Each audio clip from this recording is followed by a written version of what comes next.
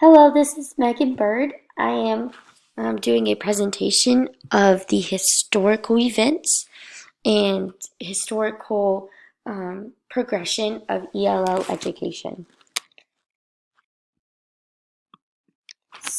It starts in the beginning in 1954 with the Brown versus Board of Education.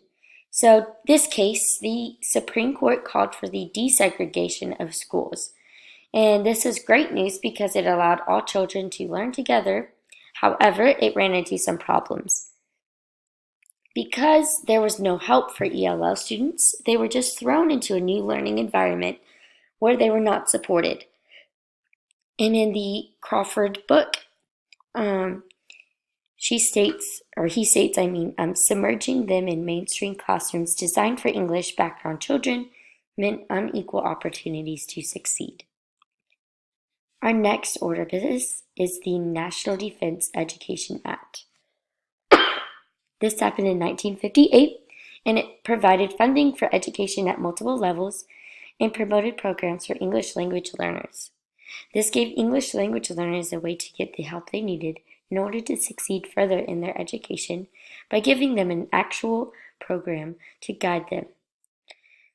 In Crawford's book, he states, so this was the first effort at the national level to strengthen mathematics, science, and foreign language instruction. And so this act definitely helped English language learners just learn English really and just give them more opportunities to just go further in their education. And so in the next order of business is the Civil Rights Act in 1964. And this law forbids any racial, gender, or national origin discrimination. And because of this law, ELL students are protected from being discriminated against, which allows them a safe place to learn and grow despite their background. And Crawford states that the Civil Rights Act, which banned race, sex, and national origin discrimination in public facilities. So that just reiterated exactly what this act was. And so, yeah, this act really just helped students just feel safe, and it made sure that no one was discriminated against them in schools, and teachers weren't segregating or just any of that. It just made sure that there was just equal opportunity for everyone. So our next is Elementary and Secondary Education Act in 1965. And this act provides funds for kindergarten through 12th education and sheds light on equality of education and to close the achievement gap for students in poverty. Because of this law, ELL students are given more funding for education, which provides them with more opportunities to learn. Also, many families who are also ELLs might have little money because they might have just moved from far away or any number of circumstances. And so this just helps them out more and make sure that there is still that equal playing field with people with low income and high income. And so in Crawford's book, he states that this act addressed the academic needs of poor children. Next is Bilingual Education Act. This happened in 1968. This act provides resources and training to educators for programs and materials to help ELL students grow educationally. Because this act provided so much help to educators for ELL education, ELL students could now get the best education possible because teachers were being trained and knew more information on how to help them. It authorized resources in Crawford's book, he states, it authorized resources to support educational programs, train teachers and aides, develop a disseminate instructional materials, and encourage parental involvement. Next is the May 25th Memorandum. And so this happened in 1970. And so it basically states that the government sent out a memorandum to school districts where there was over 5% of ELL students. And it explained that schools have a huge duty to provide the best care and education to all students, no matter where their background lies. And so this just really helps ELL students because it's just being intentional and just reminding them of that huge duty to provide that best care, no matter what background. And because of this, it helps schools reach out to families in their native language and provide better intentional care to all students. And so, yeah, before this, um, they weren't really, or schools weren't really reaching out to those families in their native language. And so it really created that gap of, that parent didn't really understand what was going on in their child's education and what was happening. And so this definitely provided a lot of opportunities for that parent and the school to just work together for their student, which then helps the student tremendously whenever everyone's just on the same page and on the same team and feels heard. And in Crawford's book, he states although the memorandum did not direct school officials to establish bilingual education programs, it demanded that they offer some kind of special education instruction for children who need help with English. Our next is Law versus Nichols in 1970. Because a child could not understand his educational instruction due to it being in English, he was failing school. This is not okay. So lawyer Steinman took this case to court. After much deliberation, the Supreme Court ruled that providing the same English textbooks, materials, and instructions to ELLs is unequal.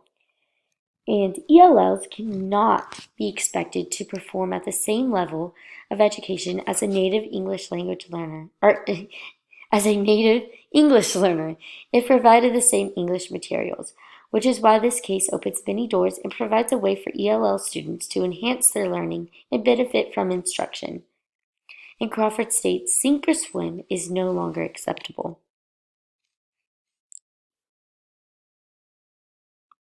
Our next is Cerna versus Portales Municipal, and this happened in 1972. And during this case, a judge demanded that a child was given the instructional lessons in his native language. After this, it led to the Title VI that states Hispanic students have a right to bilingual education. And Crawford states that this led to the first court mandate on bilingual education. And so it's really important for ELL students to have instruction in their native language so that they can understand and grow educationally. And a lot of times, some people think that it's the best way is to just throw them in, throw them into an English environment without any native language.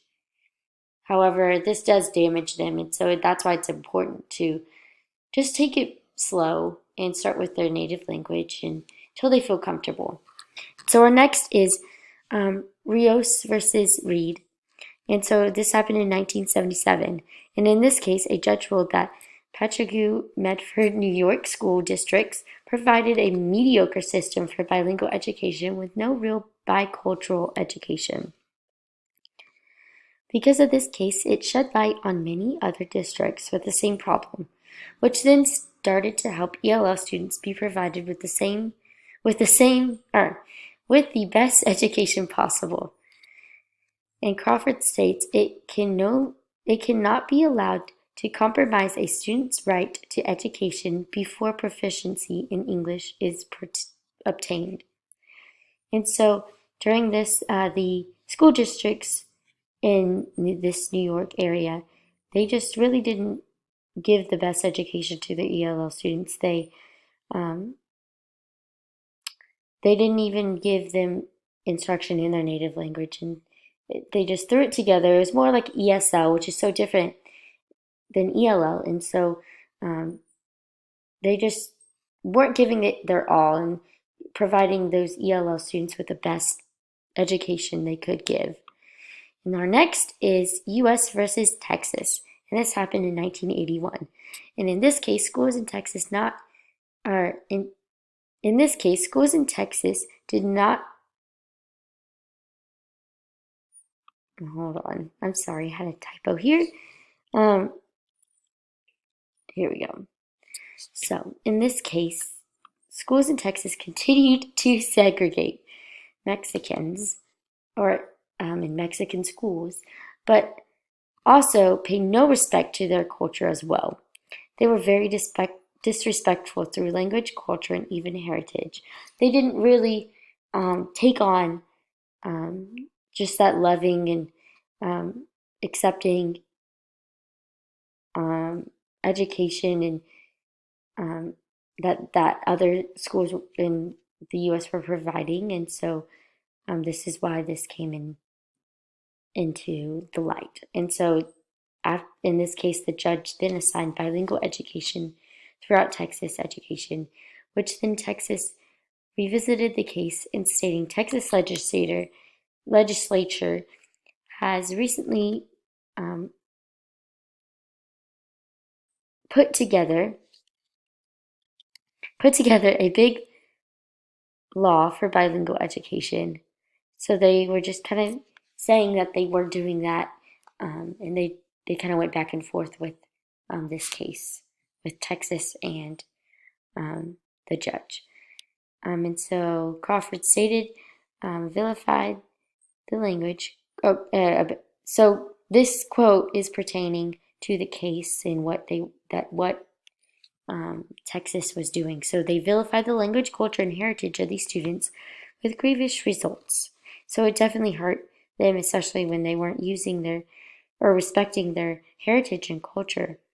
So yeah, this is the end. This is the citations for all of the information provided. Thank you.